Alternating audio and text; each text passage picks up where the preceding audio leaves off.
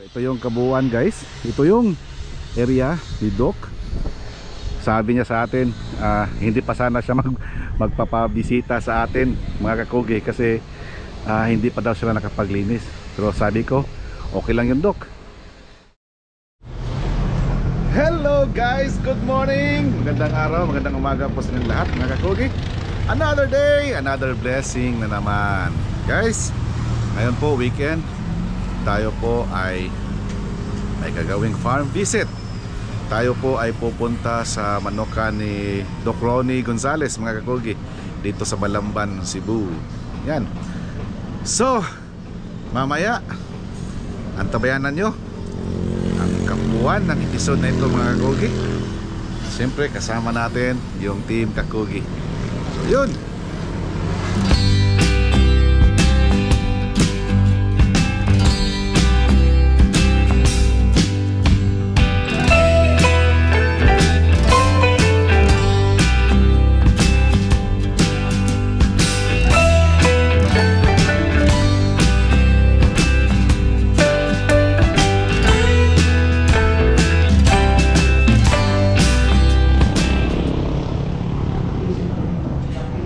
Good morning.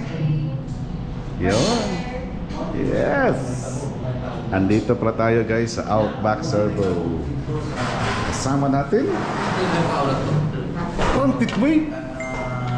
Good morning mga kakugi. Medyo katugon pa si Titboy.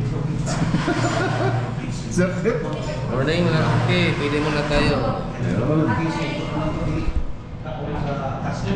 Breakfast muna tayo mga kakugi. Si Boss Jojo nandun pa sa labas. Papasok na yan mamaya. Ano bang sa atin? Breakfast lang muna guys. Tanaw lang ko na yung sa Titboy. Boss Jo! Good morning mga kakugi. Trip muna tayo. Punta ng Balamban. Yun. Punta tayo doon kay Doc Gons. Basta weekend. Yes. Yan. Ito palang kinalalagyan natin ngayon guys. Andito to sa Trans Central Highway sa Outback Servo. Yun. Nung first kaming mapunta dito mga kakugi, kung natandaan nyo yung nagpunta kami kay, kay Maki Quijano. Tapos natikman namin yung luto dito ba. Masarap yun nila. Yung breakfast na meal nila dito guys. Yan, dito kami ngayon. So yun. At saka may ano pala, mayroon tayong idadrop dyan sa Balamban. Isang baby pullet para kay Dong Rats. Yan. Guys, breakfast mo tayo. Ito yung sa akin mga kakugi, corned beef. Kay Boss Jojo, corned beef and coffee. Yung sa akin, coffee din. Yan. Kay Sir Tipen, corned beef and coffee. Kay Antet, Steak. Chicken mushroom soup. Masarap. Ang sila nga yan, din na soup. Chicken mushroom. Chicken mushroom. Siyempre ladies drink. Mabait si Antet ngayon. Nang-libre siya ngayon. Oh, agency.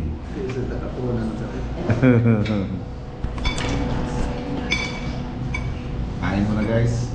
To start the day. Kain. Eto mga kakugi. Andito na tayo sa manukan ni Doc Gonzales. Doc Ronnie Gonzales mga kakugi. Ang location niya is nandito sa Barangay Arpili, Balamban, Cebu. Yun. So ito guys, kung makikita nyo sa likuran namin, sa likuran ko pala. So dyan kami dumaan. A few meters from here mga kakugi is yung highway na. Highway, malapit lang tayo sa Chunishi. So dumaan kami doon guys, may entrance doon. Tapos pasok ito. Itong buong area guys, binakuran ng yero. Yan. Yan. Tapos may ano dyan may shop, auto shop. So ito yung kabuuan guys. Ito yung area ni Doc.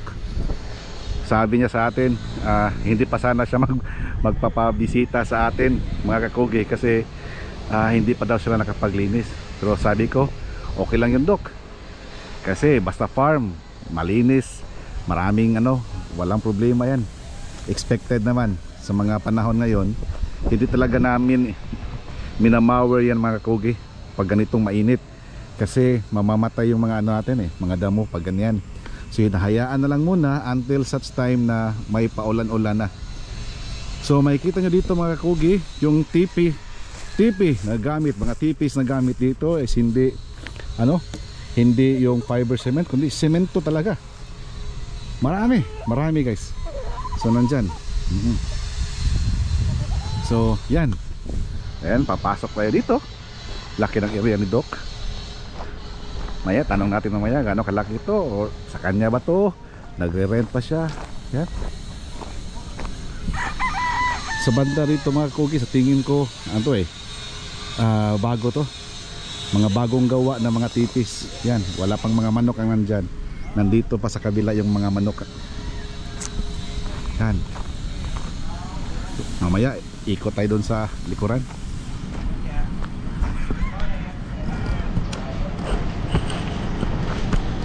Yan, Dok. Dok! Good morning! Morning. Yan guys, Morning, si Doc Ronnie. Morning. Yun, mistiso mga Doc Ronnie. Dok, may lahing katsila ka Dok? Liwat ko nimo. Orang dugo ari. Stephen.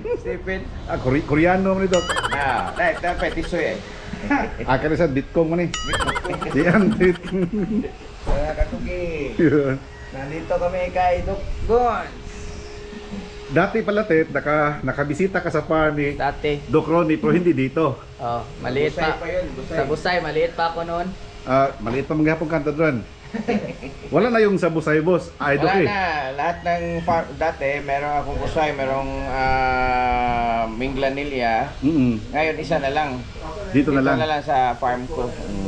By the way, itong area ito, Doc, sa inyo talaga ang lupang ito? Timing, after the audit na yung mga manggahan ko, lahat naubos. So, iba naman yung tumayo mga manok, matipis na. Yun. Gaano ba kalaki itong area, Doc? Roughly mga 4 hectares. 4 hectares. Tapos itong ginamit mo na manukan, Mga 2 lang yata. 2 hectares lang ito. Oh, ganda. Galing naman. Saka hindi malayo sa sa highway. Sa likod is JR School. Oo, yung school. Kaya yung mga manok ko nag-aral na. Ano na? K-12. Ito, Doc, nung nag-usap tayo, nasa Cebu City ka, meaning, hindi ka nakatira dito. Hindi. Sa Cebu City ka. Pag may handa, paparito ako then uwi naman Cebu. Uwi lang. So, hindi ka regular pumupunta dito pag may may schedule lang. Dito, lalagyan pa ito ng mga tipis.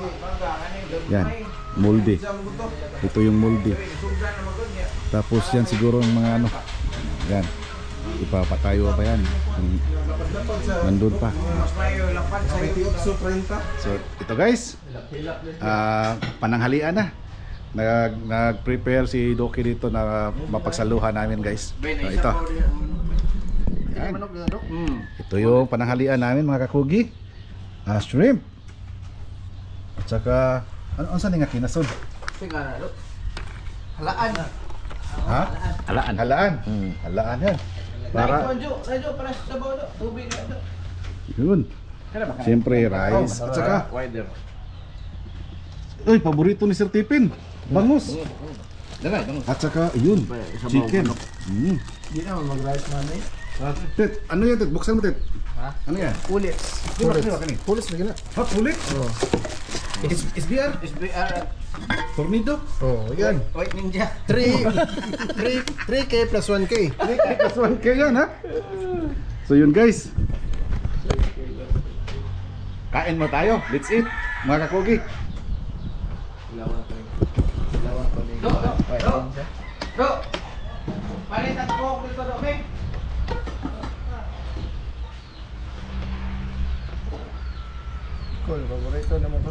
Correct. Tawag na kita ni kuan ba ito? Garo. Trip, ano naman ito Spartan? Okay. Spartan ba? Black ba? Nag-review nis. Tawag mo ba yun? Abay. Pila ba? Pila? Titboy. Midya-midya lang Titboy ha. Bill Sims na magyapon ng iya. Amil Sims na yan. Puro ka itong karaan yun. Karaan gila, murag siya usas na ka. Hindi na gikan yan. Ayo is agawas sila. Gawas sila yan. Murag sila siya usas na ka. Una-una. Mga kakugi, sarap ng pananghalian namin. Titboy, si Antit. Tulog na, Kinatog tulog na. Mga kakugi, Okay. ang dami kasing kinain na pasayan ba? Yung shrimp. Mahangin din dito, mahangin. Mahangin. Mahangin din, oh. Tsaka, iwan pa ito si Antit. Dami kinain kanina doon sa Outback Servo, bro. Pagdating dito, dalawang bandihado rin.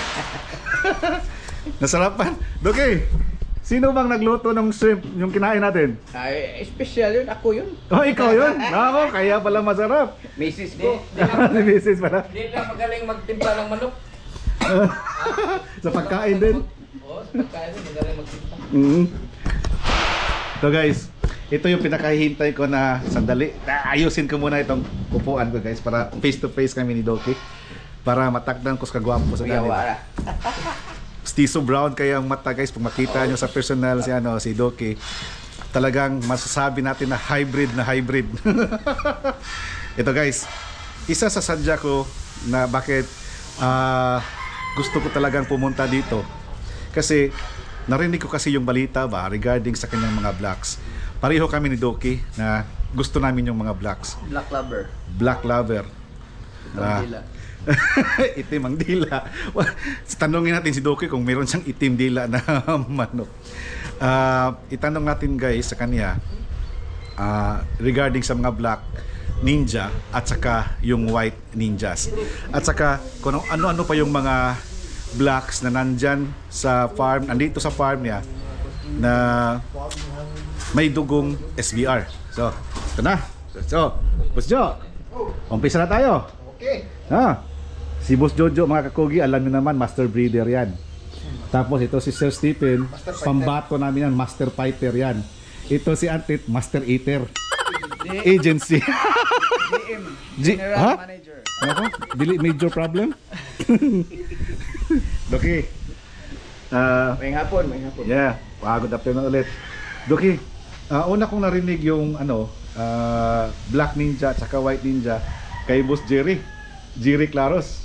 Shout out, Boss Jerry. Nasa barko siguro siya ngayon. Last pa-derby namin, February 15, sumali man siya. Tapos na-vlog namin yung yung farm niya sa Tagubi. Kapitbahay man kami doon. Doki, itong mga Black Ninja, creation mo talaga to? So, ang blood niyan is I started with Mel Sims. Then kino-cross ko ng Gilmores doon. Okay na yung nag-nick na yung gusto ko talaga. Oh. Then lahat ng production ko na blocks at saka puti, tinawag ko ng mga ninjas. No. Kasi there was a derby before I fought the white. Nagtalikod yung white ko, papunta na ditong kalaban. Bigla lang siyang naganyan, parang ninja move. That started a ninja name. Yun pala yun. Oh. So naparami mo talaga yung Black Ninja at saka White Ninja. Oh, ever since Until now. Oh, ever since yun lang yung breed ko. Dalawa lang. Yung mga red ano lang, limitado lang yung mga kulay na red. Now this time kasi sabi ng kaibigan ko na mabuti daw mag-breed ng red para commercial. That's why tama. nag-infuse na rin ako ng mga red ngayon. But So Mel Sims tapos Gilmore. And now it's like 3/4 Gilmore's. Maliit na lang yung Mel Sim. Maliit na lang Mel Sims. So hindi mo pa naipasok o hindi mo ginamit yung SBR sa mga Black Ninja mo? Yun na. Yung kulang sa Black Ninja ko yung Gilmore kasi masyado na mataas yung dugo, medyo maliit na sila. Pinasukan ko na ng SBR. And yung last derby sa Mandaue na sinulog, nagamit ko na yung Gilmore mixed with SBR. So nag-champion tayo doon. This year lang. This year, half of it is Gilmore and SBR. Half of 6 man siguro yun. 6 kak. Half yung mga Gilmores ginamit ko. So lahat black sila lahat. Black lahat. Sa Full show. Sa Sinulog. So Sinulog. proven na yung line na Gilmore times SBR. Yan pala mga Kogi. Yan pala ang history. Dahil black lover si Doki, kaya naano niya, nakita niya mga fighting styles ng mga klase-klaseng mga black, yung sa Milsim, tapos yung sa Gilmore, kaya nagninik. Ngayon, may move daw sa manok niya parang ninja, kaya tuloy-tuloy na yung black at saka white ninjas. Yun. Doki, paano mo na-maintain yung mga ganun na blood? Yung black? Through time, ilang taon na ba yung mga ano mo, yung mga black mo at saka white? The white, I started breeding it maybe 20 years ago. So hindi pa yan white ninja? White ninja na yun. Oh, white ninja na 20 years ago. Well, I came up with the ninja name mga 5 years ago siguro. Pero we fought already fights. We fought whites More or less 20 years ago. 20 years ago. And it's from my good friend Tony Lizares, yung idol ko. Yun, yung mga whites niya. Tapos yung black ninja, yung, more or less 20 years na rin. Dalawa lang yung maintain ko na bloodline, yung white at saka yung black, yung Gilmores at saka yung white. And then mix of course, we have our own choice of tile. Nagmi-mix na lang ako ng ilang mga palahi para naman merong kulang itong dugo na to, mix tayo ng gusto natin na style na wala itong manok na to. So doon kaya ngayon I'm still improving on my line na bili din tayo ng mga magaling mga breeds from mga well-known breeders para mag-improve yung manok natin. Yun. Parang computer yan eh. Every month improve. Upgrade. upgrade ng upgrade. Tama. I know marami rin sa inyo na katulad ko sa breeding, minsan nalilito pa ba? Kasi kadalasan ng mga breeders, kung ano lang yung nasa isip, nakakita ng yellow legged na agad ang tawag. Hindi ba alam kung ano ba yung manok na yun, ano bang bloodline na nandun sa loob ng manok. Basta yellow yung paa, tawagin na lang yellow legged. Tapos pag dark, tawagin na lang ng Hutch. Hindi na mano ba? Itong sa ano mo, Doki, sa black ninjas mo, in that time na pisahan mong i-breed yung mga itim black ninjas, paano mo na maintain yung quality, yung style, yung performance ng black at saka white mo? Ang main yung sa akin, ang main kong pipiliin yung mautak, brainy. Well, sa lahat maybe kung saan tayo, maski saan tayo, yung mautak, yung matao man or mahayop, yung mautak yung importante. So yun, hindi na yun alis sa ano ko, puti man or sa itim, halos pareho sila style. Ang diferensya is the speed lang. Ang itim mas may speed kaysa puti, but accuracy wise accurate din ang puti. And then you're asking about paano ma-maintain. Yun lang, balik ng yung i-breed natin, balik lang sa parent, yung anak niya. As usual na breeding style, inbreed, and then mix sa ibang lahi. Gaano kalalim yung inbreeding mo? Sometimes 7/8. Parang gano'n na. 7th generation, parang gano'n. Kaya makita nyo sa ibang manok ko, maliliit na ang pangit. Pero hindi nila alam napakataas na ang dugo niyan. Mm. Oh, so ang dami akong mga materials, ang iba hack fight ko na lang. Oo, yun. Kasi pangit eh. Yun dahil umikli na siya yung paa niya. Pero magawan man yan ng paraan para matatangkad ulit, Doki, no? Oh, when ano you yan? mix it with a rooster mataas ng lahi, automatic tataas at gaganda. Mix it with sweaters or whatever, low leg hatch. Ganda yung kinalalabasan. Yun. Pero ang importante, maintain ko yung style. That's how I breed. I don't breed na looks ano na, dalawa o pang tatlo na yung consideration, but first is the style na gusto ko. Yung brainy, number 1 yan. Then the rest, of course, kung gusto natin i-commercialize, then we concentrate on the looks na. Oh, yun. Pero yung mga tauhan siguro nga nakabili sa atin na nagpanalo, of course, tulad ni Idol Jojo, ubos lahat ng manok.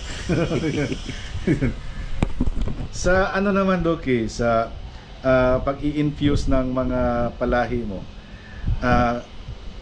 namimili ka ba ng mga breeder or ang tinitingnan mo lang talaga yung ting style ng manok?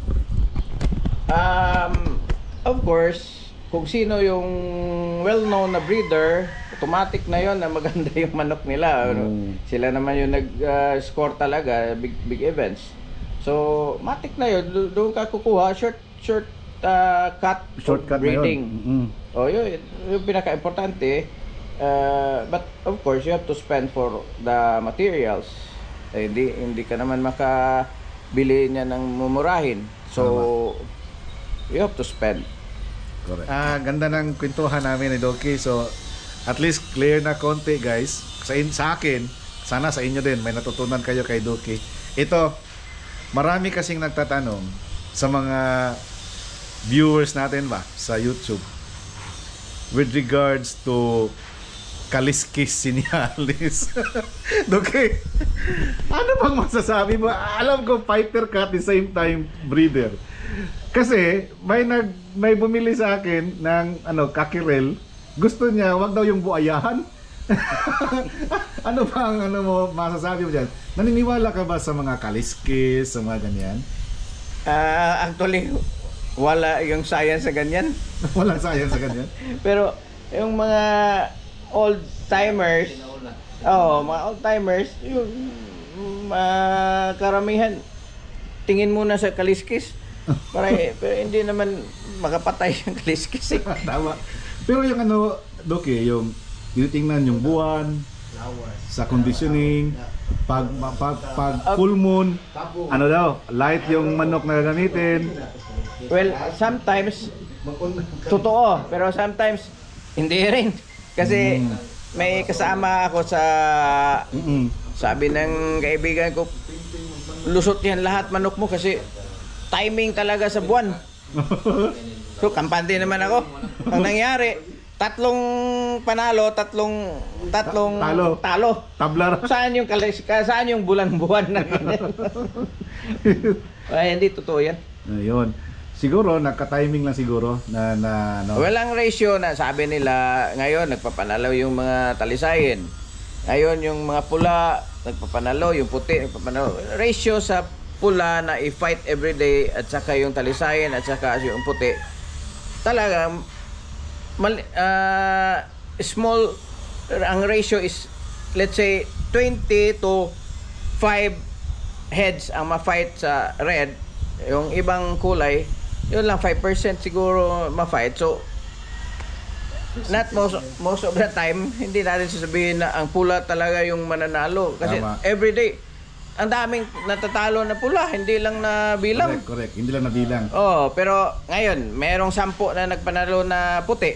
Sabihin nila talagang tempo sa puti ron or talisayin. 10 lang naman yun. Tama. Tapos pero ang yung daming ang pula 50. Yun, tama.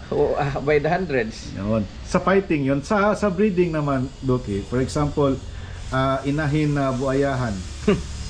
mayroon hindi ka tumitingin sa mga ganun. O, hindi ko alam kung paano yan makaliskis natin na buhayahan yung manok. Sabi nila, meron daw Hati. dito sa... hindi ko alam yan eh. Pero sa breeding, meron ding tinitingnan na buwan. Wala. Yung full moon, marami daw lalaki na anak. Wala. Sisiw. Wala rin. Pag marami kang manok, marami kang sisiw. Yun, tama. Yan ang ano. Yun. And then, especially, yung binibigay mo ng mga supplements, of course, that will come first. Paano ka makaproduce ng healthy chicks? Healthy na inahin or yung mga broodcock mo kung walang supplements? Pareho din yan tao. Oo. Pero sa isang taon, meron talagang tinatawag na off-season na. For example, Oo. hindi na fertile yung mga itlog, mga inahin Oo. pagdating ng ganitong buwan. Oo. Yeah. Dito sa farm mo, Doki. By the way, Doki, anong pangalan ng farm natin? Gonzales yan. Hindi yan goons na mga criminal. Gonz. Gonz. Gonzales. Shortcut ng Gonzales. Gons Game Farm. Yun. Dito sa Gons Game Farm, Doki, kailan ka mag-uumpisa mag-breeding? Anong buwan? Usually, mga breeders mag-start September for the early birds, but hindi na ako nagbe-breed niyan. I start my breeding mga October, November, or concentrate tayo sa January. Which is yung national na may importante. So, karamihan January, February, ganyan. Ang December, you can use it sa mga local, but when big events na, usually mag-molting na yan. Tama. So, wala rin gamit. Yun, narinig nyo yun mga kakugi ha. Regarding sa Kaliski Señales, meron ding naniniwala niyan, especially pag nandito tayo sa mga probinsya. Tsaka yung mga kontrapelo, yung pag nakasalubong ka daw ng patay, iwas na, uwi na sa bahay, hindi na tuloy. Paano yan pag derby? Panay iwas mo, paano ka makarating sa area? Tapos yung positioning ng buwan, yun, sabi ng iba na lahat daw ng mga nagmamanok halos magkaparehas ang feeds, tapos halos magkapariha ang conditioning, yun ang sabi. Tapos ang mga manok halos magkaparihan na lang din yung mga bloodlines. Dapat sana tablan ako pag nandyan sa Rueda. Kaya ang tinitingnan nila yung buwan, kasi pag lamang sa yun ang mga paniniwala ng iba. Now, hindi namin sinasabi, hindi na sinasabi ni Doc na mali yan, pero dito sa farm, sa Gons Game Farm, hindi nila pinapractice yan.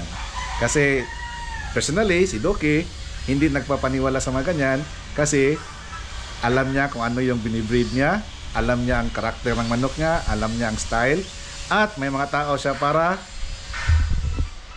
magpo-focus sa conditioning para palabasin yung tunay na abilidad ng mga alaga.